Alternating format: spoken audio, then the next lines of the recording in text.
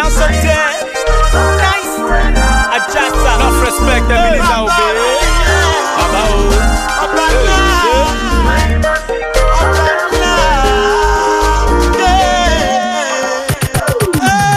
I know you wanna be like me. I know you wanna be the next celebrity. Know you wanna sing that kind of song that play for every party. Stop dreaming, flying with the birds, chance plenty. Oh, I don't know if you know my story. I don't hustle plenty while life. Make thunder strike 3 times if I lie.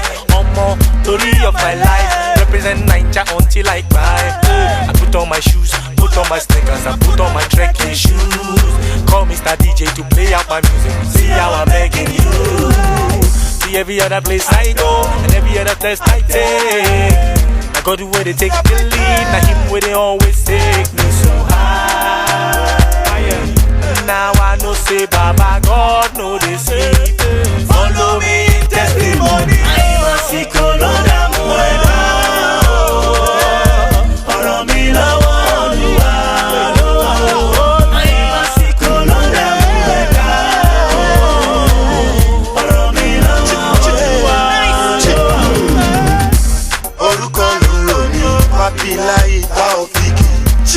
Ogbe mi ṣe kongere gbogbo ọ̀rọ̀ ayé o wa don beauty.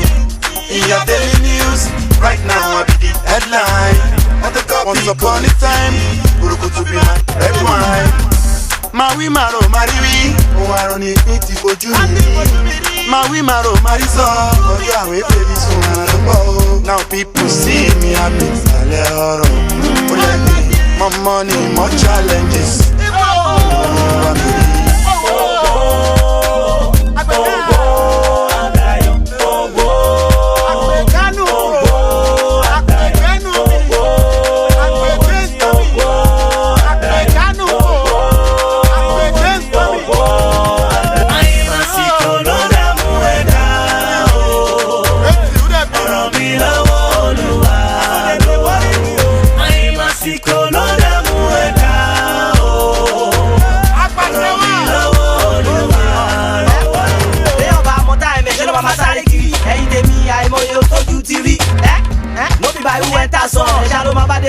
When it's your turn, only for me lolu wa lọ́wọ́. Ó ṣáájú ẹ lówó yẹn, ó ní kó lówó ju ẹ lọ.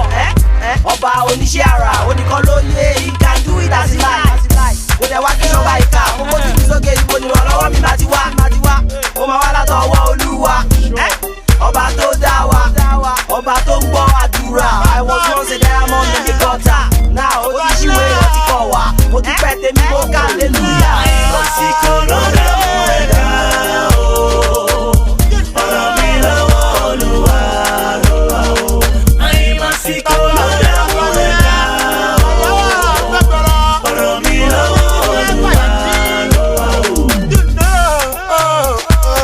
Respect, Niger Ninjas in the building, Coded Tunes, J Slick is speaking, nice, Ajasa.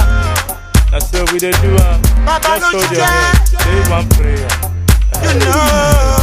Hold your head, say one